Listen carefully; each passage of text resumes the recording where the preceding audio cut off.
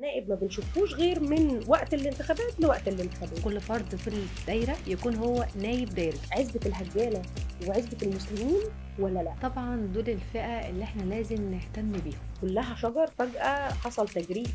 ازرع شجرة قدام بيتك. طب لو حبيت ان انت تلخصي البرنامج بتاعك في 3 كلمات هتقولي ايه؟ تنظيم، عدالة، تنمية. اهلا بيكم في حلقة جديدة من برنامجنا قعدة سياسة. النهاردة عندنا مرشحة من النوع التقيل قوي. عندنا مرشحة شابة، امرأة جميلة، وكمان نازلة على دائرة صعبة جدا جدا جدا. مين هي؟ الدكتورة إيمان سالم. الدكتورة إيمان سالم نازلة على دائرة من أقوى الدوائر اللي موجودة على مستوى الجمهورية، دائرة مصر الجديدة، النزهة، وكمان مدينة نصر. أهلا بيك يا دكتورة. اهلا بحضرتك.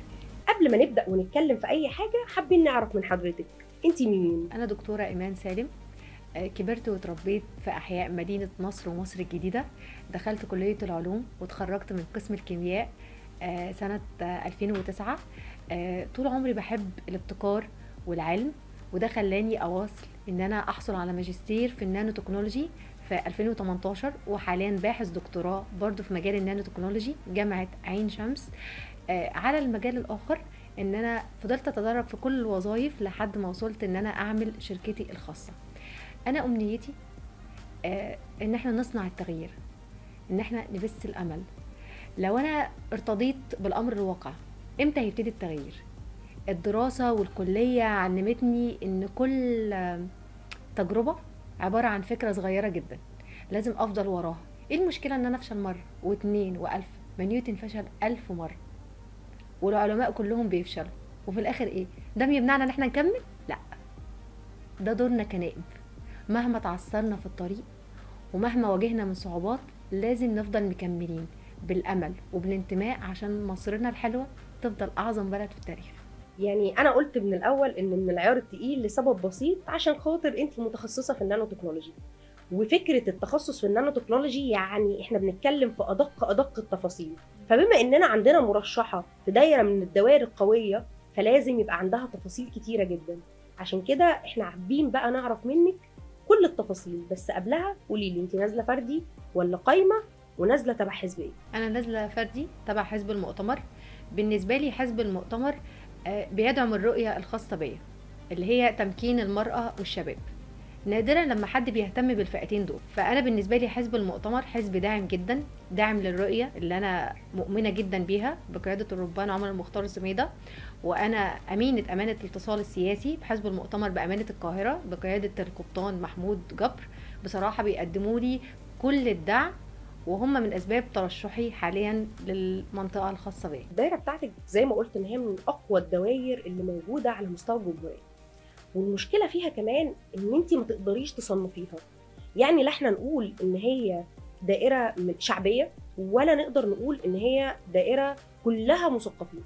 هي كلها بنسبه كبيره جدا جدا جدا مثقفين، ومن الناس الكلاسيك والناس الهاي، وفي نفس الوقت في وسط الفخامه دي كلها طالع عندنا في الاماكن دي المفروض ان هي شعبيه جدا.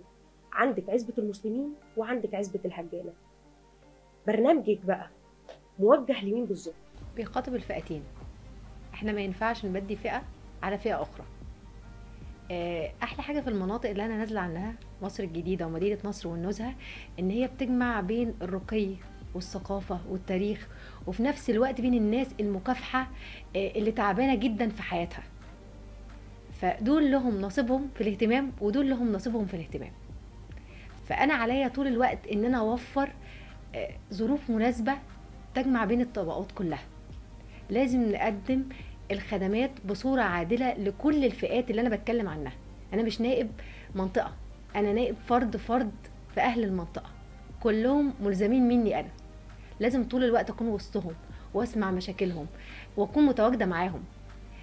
قبل ما يكون اسمه مجلس النواب كان اسمه مجلس الشعب. يعني انا نائبة شعب، نائبة كل الطبقات. عشان كده احنا نزلنا الانتخابات عشان نعيد لهم الثقة تاني في الهيئة التشريعية في البلد. من ضمن المشاكل الكبيره اللي بتواجه دايره مصر الجديده ومدينه نصر والنوزه، وخاصه ان انا من ضمن الدايره، يعني ان احنا النائب ما بنشوفوش غير من وقت الانتخابات لوقت الانتخابات، بيجي يعرض علينا البرنامج بتاعه وما بنشوفش وشه تاني بصراحه. فيعني حضرتك هتحل لنا المشكله دي ازاي؟ الشكوى اللي حضرتك قلتيها دلوقتي شكوى بنسمعها على مستوى كل الدوائر بالنسبة للانتخابات. فأنا كان عندي ليها كذا اقتراح. أول اقتراح لينا إن الشخص نفسه، كل فرد في الدايرة يكون هو نايب دايرته، بحيث إن هو طول الوقت يتواصل معانا، لأننا شكواه دايركت نقدر نسمعه، نقدر نشتغل على حلها. طبعا في نوعين من المشاكل، مشاكل قصيرة الأمد ومشاكل طويلة الأمد. قصيرة الأمد دي اللي هي بتبقى عبارة عن خدمات بيبقى حلها سهل وبسيط وممكن تاخد مننا أيام. وطبعا بيبقى في مشاكل طويلة الأمد اللي هنضطر إن احنا ناخد فترة أطول في الشغل على حلها. تاني حاجة مبادرة النائب المتحرك، إن أنا طول الوقت أكون في وسط الناس، ناخد دايما جولات في وسطهم، نتواصل معاهم دايركت، أنزل لهم ونشوف الدنيا بالنسبة لهم خاصة بإيه. طبعا غير إن المقر هيكون مفتوح 24 ساعة طول الأيام حرفيا. دي نيتي، لأن أنا الفترة اللي فاتت وإحنا بننزل سمعنا مشاكل كتيرة جدا. الناس محتاجة إن يرجع لها الأمل والانتماء، ولازم دايما نقول لهم إن في أمل في بكرة، في أمل في التغيير، وإحنا في وسطكم. الناس محتاجة تثق، هتثق لما تسمع. التواصل دايما بداية حل أي مشكلة. انت لو سمعت الشخص هتقدر تفهم مشكلته ايه، فبالتالي انت كده حليت جزء كبير جدا من المشكلة. فاحنا محتاجين نرجع لهم الثقة تاني، ان احنا مش مجرد نواب بتيجي كام يوم قبل الانتخابات وانس ان يتم اعلان النتيجة خلاص شكرا اشوفكم كمان 5 سنين. لا، انا محتاجة ان انا اكون في وسطهم كل يوم. محتاجين ان هم يحسوا ان انا منهم، لان انا فعلا منهم، انا عايشة في وسطهم 24 ساعة. انا محاضر في الجامعة، فاحنا بنربي اجيال وبنسمع مشاكلهم. وبالنسبة للعمل فانا عندي ناس كتيرة جدا بتشتغل معايا، فانا ملمة بكل التفاصيل. انا درست المنطقة، درست احيائها. برغم كل الدراسات لا تكفي من غير السماع من اهل المشاكل ذات نفسهم.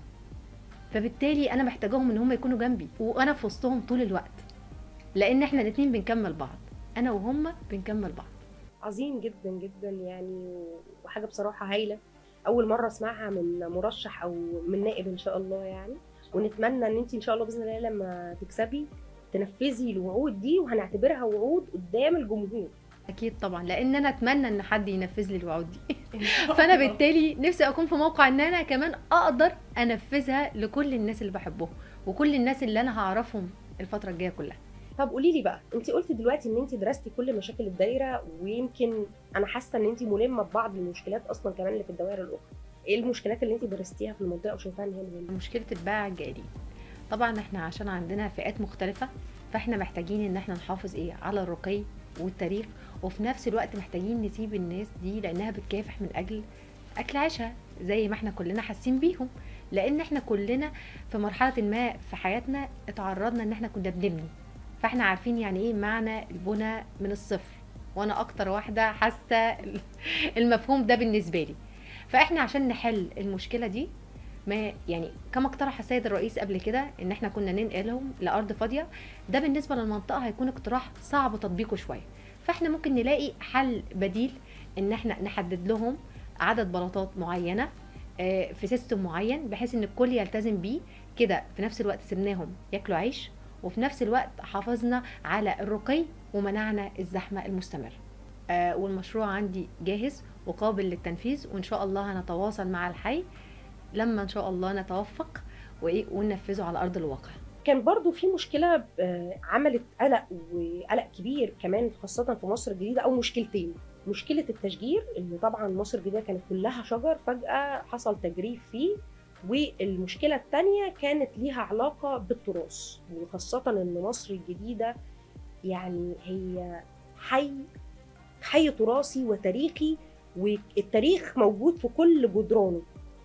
المشكلتين دول انت رايك ايه فيهم؟ بالنسبه لمشكله التشجير، طبعا دي اثرت على كل اهالي المنطقه نفسيا، تمام. بس الحكومه ما كانش بايدها حاجه في البوينت دي، تمام. كان لازم تعمل كده لان الشجر كان قديم ومتهالك وبيستهلك ميه كتيره جدا. فاحنا ممكن نقترح حلول بديله، ان احنا نعمل مبادرة مع بعض. ازرع شجرة قدام بيتك وقدام اي مكان انت بتحبه.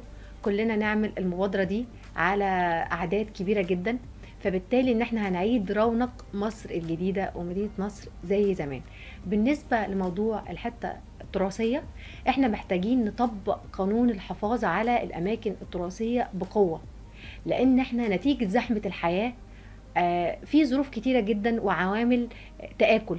فاحنا محتاجين نتوجه ونركز على القانون ده ونطبقه فعليا عشان نخلي كل المناطق زي الكوربة في عظمتها ورونقها. بصراحه بعد التطوير الكوربه بقت في حته تانية خالص. مع ان كان في اشخاص كتيرة جدا كانت معترضة في البداية. لا والله بس جميله، يعني كل الناس بتيجي دلوقتي تتصور فيها، فيعني يا ريت مصر الجديده كلها نحافظ على التراث بهذا الشكل. من ضمن الخطة القادمة بتاعتنا منطقة منطقة وحي حي نبدأ نركز عليه. حضرتك قلتي في البدايه ان انت البرنامج بتاعك للكل.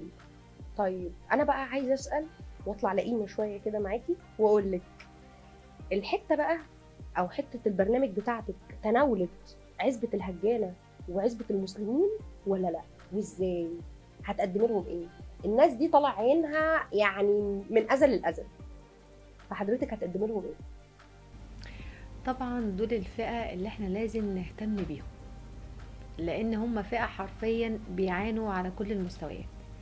فانا بالنسبة لهم احنا اول حاجة ممكن نقدم قوافل طبية وتعليمية، مشروعات لدعم السيدات والشباب صغير السن، نقدم دعم للشباب بالاخص ممكن قبل التخرج من الجامعة وبعد التخرج من الجامعة مشروعات متناهية الصغر عشان ننمي فيهم حب العمل، وان هم يبداوا يحسوا ان هم مش هيواجهوا المستقبل لوحدهم، لا في ناس في ظهرهم، في ناس بتدعمهم طول الوقت.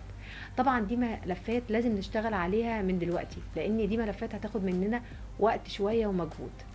ممكن نستعين طبعا بالمبادرة والتعامل مع رجال الاعمال ونعمل مزج ما بين دعمهم وتوفير المشروعات.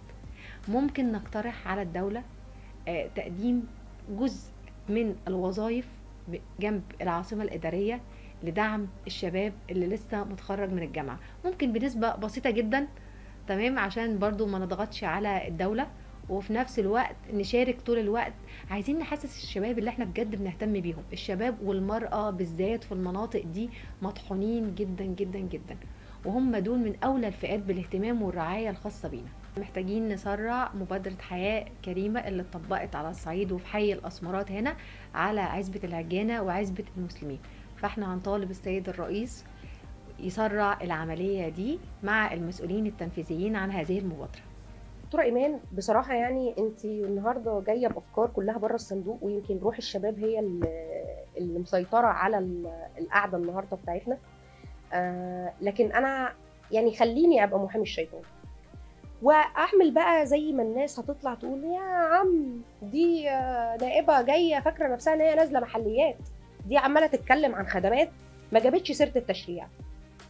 هترد عليهم تقول لهم ايه؟ طبعا غياب المحليات اثر علينا للاسف تاثير سلبي، بس احنا لحد ما تتحل هذه المشكله او الغياب هنقوم بدورنا على اكمل وجه، ان احنا نتواصل مع الناس ونسمع مشاكلهم عشان نقدر نطبق دورنا الاساسي اللي هو اصدار قوانين تشريعيه ومناقشتها في المجلس. والمشاريع اللي انا هقترح قوانينها ان شاء الله قانون للمراه المعنفه. زي ما احنا شايفين وبنسمع كل يوم حالات غريبه المراه بتتعرض لها، سواء في الشارع سواء في الجامعه سواء في الشغل، ابتزاز من انواع مختلفه. ده بيأثر على نفسيتها وبيأثر على قدرتها في تأدية دورها جوه المجتمع. فاحنا محتاجين نركز اكتر ونحسسها بالامان. هتحس بالامان ازاي؟ هتحس بالامان ان هي تكون عارفة ان في قانون بيقدر يحميها من العنف، وان هي ربنا خلق المرأة عشان هي الام وهي الصديقة وهي الحبيبة، هي اللي بتربي اجيال جاية، فلازم نحافظ على صحتها النفسية وصحتها الجسدية، لان بدونها مش هيصلح المجتمع. فاحنا محتاجين ان احنا نركز عليها جدا. فبالتالي انا بتكلم كدوري كمرأة ايفن قبل ما اكون نائبة. وبكده انت ضمنتي اصوات ستات مصر الجديدة ومدينة نصر والنزهة، لان انا اوريدي حاسة بيهم. احنا كلنا في فترة من الفترات تعرضنا للعنف بصورة او باخرى. العنف مش مجرد بس عنف جسدي، ما في عنف لفظي. ان شخص يقول لك كلمه مش لطيفه، ان حد يستغل موقعه في الضغط عليك لاشياء اخرى. طبعا الموضوع ده عميق جدا وفيه اشياء كثيره مش حابين ان احنا نخوض فيها حاليا، صحيح. فهنخوض فيها في وقت اخر. طيب وايه مشاريع القوانين تاني اللي عندك؟ مشروع تطبيق 5% أو 10% كوظائف للناس المقيمة حوالين العاصمة الإدارية من الشباب. هنقترح المشروع ده على الحكومة، وهنحاول إن احنا نضغط فيه بقوة شوية عشان الشباب محتاجين دعمنا. مشروع الرعاية الصحية الأولية، إن احنا ننشئ وحدات ثابتة داخل المولات، الأحياء الكبرى. طبعا احنا عندنا قوافل متنقلة، احنا محتاجين ان احنا نحول الفكره دي من مجرد قافله متنقله لوحده ثابته، بحيث الناس طول الوقت تكون عارفه ان هي هتتلقى الرعايه في اي وقت من الاوقات، مش في اماكن ومواعيد معينه. احنا ان شاء الله هنقدم قانون بيلزم الحي باقامه ممرات امنه لذوي الاحتياجات الخاصه عشان يحسوا بالامان اكتر وهم بيتعاملوا يوميا وسط كل الفئات، ويقدروا يتحركوا بسهوله اكتر من المعتاد. طب لو حبيت ان انت تلخصي البرنامج بتاعك في 3 كلمات هتقولي ايه؟ تنظيم، عداله، تنميه. نختم بقى بكلمه للشارع، هتقولي لهم ايه؟ كلنا محتاجين ننزل نشارك في الانتخابات، لان المشاركه دي الزام. ليه الزام؟ عشان انت صوتك امانه. انت ما ينفعش يبقى عندك قوه كبيره زي صوتك وما تستخدمهاش. لازم تسمع كل النواب، لازم تشوف مين النائب الاقرب لقلبك، الاقرب لتفكيرك. بس في كلا الاحوال انت لازم تختار، لازم تحدد، لان تحديدك ده واعطاء صوتك ده امانه، امانه بجد. فلازم كلنا ننزل ونشارك. اختار النايب اللي انت تحبه ايا كان، بس المهم ان انت تنزل وتشارك وتصنع مستقبل جديد ليك ولولادك ولكل اهل دايرتك على كل المستويات. المشاركه دي فرض علينا. شكرا ليك يا دكتوره ايمان، بجد النهارده يعني كان يوم مختلف وجميل، وخاصه يعني ان انا كحد من سكان الدايره بعد اللي انا سمعته منك ده اتمنى ان انت طبعا تنفذيه، وانت قلتي وعد انا ملزمه بيه. خلاص، وانا اول صوت ليكي. اتفقنا. شكرا ليكم، ونشوفكم في حلقه جديده من قعده سياسه. ويا ترى المره اللي جايه هيبقى معانا مرشح ولا هيبقى معانا نائب؟ اكتبوا لنا في التعليقات انتوا عايزيننا نستضيف مين. باي باي.